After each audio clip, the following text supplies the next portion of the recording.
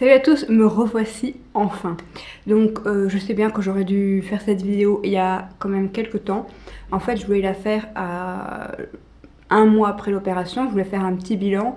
Ici on est à bientôt presque 2 mois après l'opération, donc voilà. Mais entre voilà, les quelques dernières semaines qui se sont passées, il n'y a pas eu de gros changements, de grosses évolutions. Alors cette vidéo en fait je l'avais déjà tournée mais elle était beaucoup trop longue. Donc on va pas traîner là-dessus, on va se lancer direct. Donc dans cette vidéo je vais d'abord vous parler de ce qui s'est passé depuis le moment où je vous ai laissé. Donc j'étais plus ou moins à J+15 jusqu'à aujourd'hui. Et ensuite je vais répondre aux quelques questions que j'ai reçues sous ma vidéo précédente. Depuis que je vous ai laissé, quand je vous ai laissé je pense que j'étais à peu près 1 cm.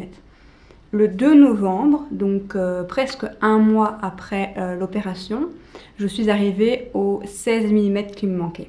En fait voilà, j'étais pas vraiment à 16 mm, j'étais arrivée à 15 mm et ma chirurgienne m'a dit eh ben on va écarter le dernier millimètre maintenant. Donc sur ça j'étais pas très ravie parce que voilà, faut savoir que pour écarter d'1 millimètre, comme je vous l'avais expliqué dans une des vidéos vlog, il faut que l'appareil fasse un tour complet. Or, moi, ça, je le faisais en 3 jours. Donc, déjà, quand je faisais un tiers de tour, je ne peux pas dire que ça faisait mal, mais je le sentais très fort. Je me suis dit, là, un tour complet, ça va être... voilà. Mais au final, ça a été, oui, j'ai eu un peu mal, mais la douleur est passée à la seconde où elle a arrêté de toucher à l'appareil. Elle m'a bloqué l'appareil, donc maintenant, l'appareil ne peut plus bouger. Il est scellé, on va dire. Et il faut attendre que l'os se reforme, tout simplement. Alors, il y a 2 semaines, certains d'entre vous qui me suivent sur Snapchat ont vu ma vidéo. J'étais à nouveau gonflée. Et il s'est trouvé que j'ai attrapé de l'infection.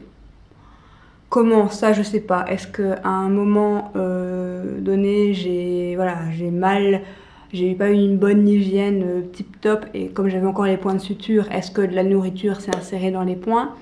Toujours est-il que j'avais des boules de chair au niveau des points de suture et ma chirurgienne a dû les percer, il y a de l'infection qui est sortie et donc voilà. Après ça, j'ai dû reprendre les antibiotiques, j'ai dû reprendre les antidouleurs et les anti-inflammatoires. Mais au final, en fait, j'avais pas super mal. J'avais quelques petites douleurs, mais c'était pas, voilà, c'était supportable. J'ai même pas pris d'antidouleurs, j'ai juste pris les antibiotiques et les anti-inflammatoires. Et en 3-4 jours, je n'avais plus rien. Première chose sur l'infection que j'ai eue. En plus, j'ai eu ça juste au moment où j'ai repris le travail. Donc c'était vraiment pas cool. J'ai repris le travail, j'avais une tête... je vais pas dire que j'étais gonflée comme au premier jour, mais j'avais rattrapé les joues de hamster. Bah, ceux qui ont vu sur Snapchat ont pu constater que voilà, j'avais pas cette tête là. Alors récemment, depuis début de semaine en fait, donc là on est samedi, depuis lundi, mon appareil s'est mis un peu à bouger. Donc ça je pourrais pas vraiment vous le montrer, mais il retourne un peu en arrière, mais il reste tout de même bloqué. J'ai essayé de le remettre dans sa position initiale, mais voilà, il a toujours un petit peu de jeu. Ma chirurgienne m'a dit qu'il n'y avait pas de souci, du moment qu'il restait bien en place, ça ne posait pas problème. Surtout maintenant que ça fait presque 4 semaines qu'on l'a bloqué, donc voilà, il n'y a plus trop de soucis à ce niveau-là. Surtout qu'il reste en place aussi, donc c'est pas un problème. Donc voilà, les jours sont passés, maintenant on est bientôt à 2 mois après l'opération. Dans 2 semaines on sera à 2 mois, donc on est plus ou moins à 1 mois et demi, un petit peu plus qu'1 mois et demi. Niveau de douleur, ben, j'ai plus rien. Je n'ai plus de points de suture également depuis 1 semaine et demie, tout est tombé. Donc voilà, tout suit son petit bonhomme de chemin et tout va bien. Le seul truc le plus embêtant en fait, bah, c'est que j'ai cette tête là et c'est pas tous les jours évident lorsque je dois me rendre dans le magasin ou autre, que je croise des collègues dans les couloirs qui ne savent pas que je me suis fait opérer. Voilà, c'est un peu c'est impressionnant en fait pour les gens qui ne me connaissent pas. Pour moi, c'est un peu gênant dans le sens où je me dis les gens vont penser que voilà que je reste tout bêtement comme ça et que oui, tout va bien, c'est normal.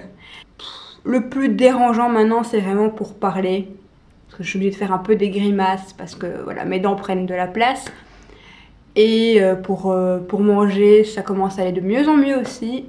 Et puis voilà, le plus embêtant en fait là actuellement pour moi, c'est surtout physiquement. Voilà, on a cette tête là quoi. Alors je vais passer aux questions. Donc j'ai pris des screens de vos questions et je vais y répondre. Donc Beautylou me pose la question suivante. Alors sa question est: penses-tu que toutes les douleurs, changements que tu subis au niveau de ta mâchoire ont valu le coup? Donc première réponse, pour moi oui, 100%, même 1000%.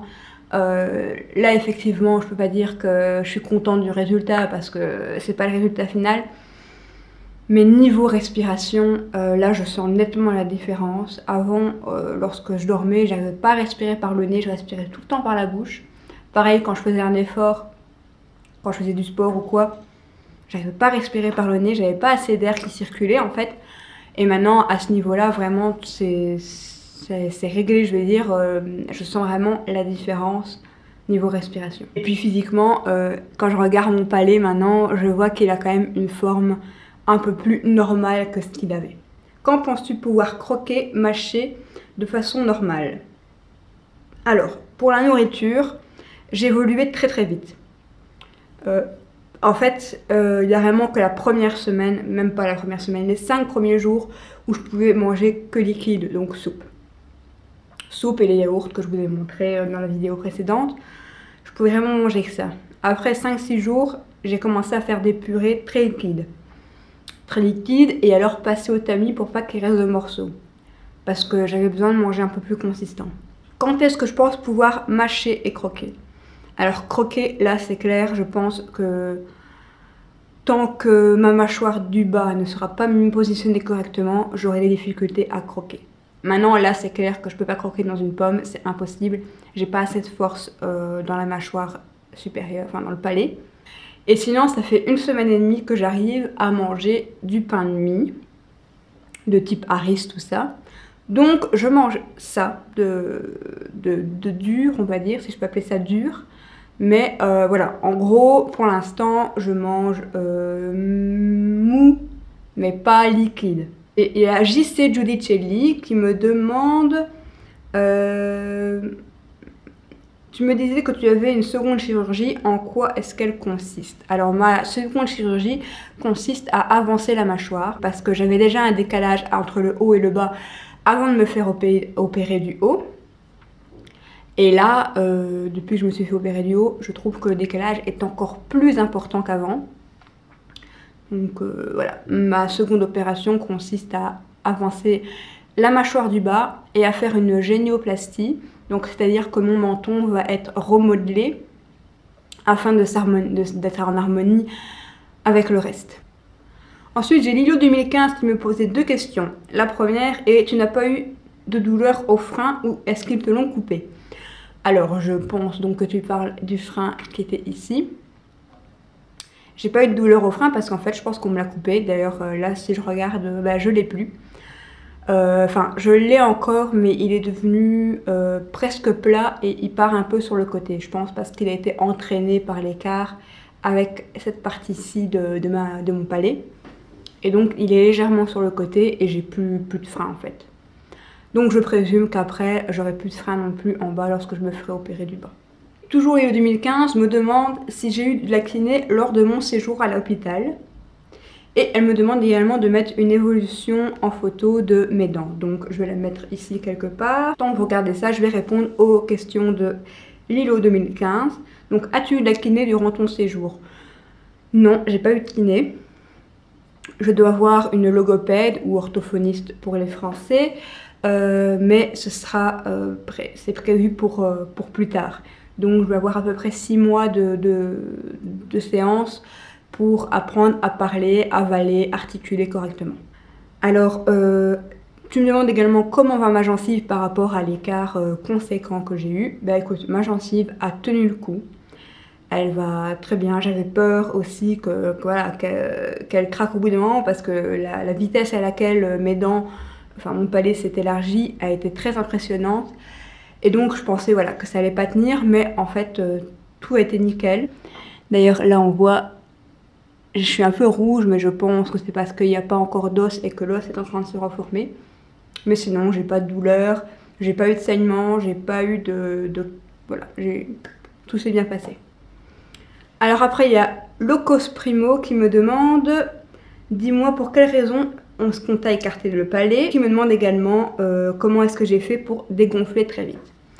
Alors, pourquoi on m'a écarté le palais? Parce que clairement, je vais mettre une photo ici de avant et après, mon palais était vraiment trop étroit.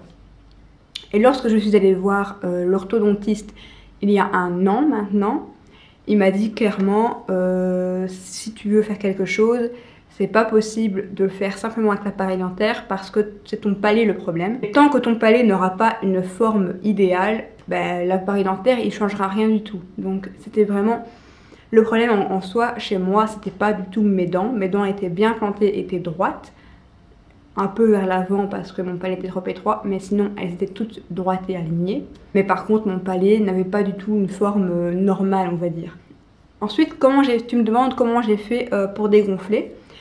Donc ça, j'avais oublié de vous en parler dans ma vidéo, je pense dans la vidéo vlog, où je vous montre un peu ce que j'ai utilisé, enfin une des vidéos précédentes. Et en fait, l'infirmière qui s'est occupée de moi le matin, juste après mon opération, m'a conseillé de prendre en pharmacie cette crème, donc c'est Tromel. Donc c'est un gel homéopathique qui aide en cas d'inflammation, de douleur musculaire ou articulaire. Et elle m'a dit, voilà, tu peux mettre ça sur tes joues et ça va dégonfler. Donc en plus de ça, je mettais également des poches de glace. Et je ne sais pas si c'est les poches de glace ou si c'est ce gel ou si c'est la combinaison des deux. Mais j'ai très vite dégonflé, surtout au niveau des côtés, parce qu'on m'avait enlevé dans de sagesse, et donc l'effet hamster est vite parti. Je pense qu'au bout du 5e ou 6e jour, j'avais déjà retrouvé un visage de face plus ou moins normal. Le plus dur pour moi a vraiment été de dégonfler à ce niveau-ci. Chilanda me demande pourquoi est-ce que j'étais aux soins intensifs. Alors là, je ne sais pas vraiment te l'expliquer, il n'y a rien de grave, c'est juste la procédure comme ça, c'est la chirurgienne qui procède de cette façon, ou l'hôpital, je ne sais pas exactement. Mais lorsque on a pris les rendez-vous pour préparer l'opération, elle m'a bien dit que la première nuit, je la passais aux soins intensifs. Je pense que c'est un point de vue pratique parce que là, il y a des infirmières de garde plus nombreuses et donc c'est plus facile pour administrer les antidouleurs, les antibiotiques, les anti-inflammatoires. Il faut savoir qu'on a aussi, on surveillait par prise de sang que tout aille bien, que je ne manque de rien. D'ailleurs, j'ai manqué de potassium, donc ils ont remis mon niveau de potassium à la normale durant la première nuit. Et puis voilà, il faut savoir qu'on ne peut pas se lever non plus la première nuit, donc on doit faire pipi, c'est dans la panne. Donc on est un peu vraiment dépendant des infirmières qui sont présentes. Et je pense que pour un moyen, pour faciliter en fait le truc, on est aux soins intensifs. Alors il y a également de Eva qui me pose plusieurs questions. Donc tout d'abord, après combien de temps peut-on passer de la nourriture liquide à mou à solide? Alors pour ma part, ça a été première semaine uniquement liquide. À partir de la 2e semaine et jusqu'à la 5e semaine à peu près, je pouvais manger, je dirais pas mou, mais plus type purée. Et depuis la 5e semaine et demie, 6e semaine, je peux manger plus consistant, donc, mais toujours mou, donc type pain de mie comme j'expliquais tout à l'heure. Et donc voilà, donc solide, ben, j'ai pas encore pu, donc je te dirai quand je pourrai. Pour les idées de recettes, alors oui, j'ai quelques idées de recettes, mais ce qu'il y a c'est que faut savoir premièrement que je ne mange pas de viande. Je mange du poisson, mais tout ce qui est viande, volaille et tout ça, je ne mange pas, donc pas de charcuterie ni quoi que ce soit. Et donc c'est difficile pour moi de vous proposer quelque chose qui vous correspond, parce que j'ai déjà un type d'alimentation particulier. Ensuite, j'aime beaucoup les légumes et j'aime plein de trucs que plein de gens n'aiment pas. Donc de quoi remplir le frigo? Il faut le remplir de choses que vous pouvez soit mixer, soit faire en soupe. Voilà, c'est tout ce que je peux vous conseiller. Je vais réfléchir quand même à la question de faire une vidéo, mais voilà. La difficulté pour moi, c'est vraiment mon type d'alimentation qui ne convient pas et qui ne correspond pas à tout le monde en fait. Tu me demandes également si j'ai des dents qui se sont déchaussées. Donc fort heureusement non, j'ai pas eu de dents qui se sont déchaussées. Par contre, mes dents du bas, suite à l'extraction des dents de sagesse, ont quelque peu bouger, il y a un écart qui s'est formé sur la gauche, un écart de à peine 1 millimètre, hein, on s'entend bien, mais avant mes dents étaient vraiment collées. Là, elles se sont un peu, en fait, elles ont plus de place, donc elles se sont un peu relâchées, je pense. Et donc j'ai un léger écart là sur le côté gauche, mais rien de bien méchant, et c'est tout à fait normal. Mon retour au travail s'est bien passé, si ce n'est que j'ai eu l'infection, hein, comme je l'ai expliqué. Pour le midi, comment je fais pour manger ma pause déjeuner? Donc soit je fais de la purée la veille et voilà, je prends une partie pour aller au travail. Je fais de la purée avec des fruits de terre, mais aussi du poisson cuit que je mixe. Ou alors tout simplement de la soupe, et là j'essaie de prendre 2 bons bols de soupe, comme ça j'ai suffisamment à manger. Et puis voilà, c'est ce que je mange au boulot. Et j'ai aussi au bureau une brosse à dents en double, des petites brossettes et le bain-bouche que j'ai au boulot également. Comme ça, le midi, après mon repas, je passe aux toilettes et je fais pas ça dans les toilettes, hein. Il y a des éviers et je me brosse les dents à l'évier dans les toilettes, parce que j'ai pas le choix, quoi. Voilà, je pense avoir répondu à toutes les questions, du moins j'espère. Donc merci à tous pour toutes vos questions. N'hésitez pas à poser vos questions en commentaire si j'ai oublié quoi que ce soit que vous jugez important ou que je n'ai pas précisé, ou sur un point auquel je n'ai pas été claire. N'hésitez pas à me rejoindre sur les réseaux sociaux Snapchat et Instagram, bien que je sois beaucoup plus active sur Snapchat. J'allais dire sur Instagram, mais non, pas du tout. Sur Snapchat, je suis beaucoup plus active. Je réponds également à vos petits messages, tout ça, qui me font toujours très plaisir. On va mesurer en live à combien de millimètres j'en suis, parce qu'il faut savoir que là, mes dents se sont rapprochées.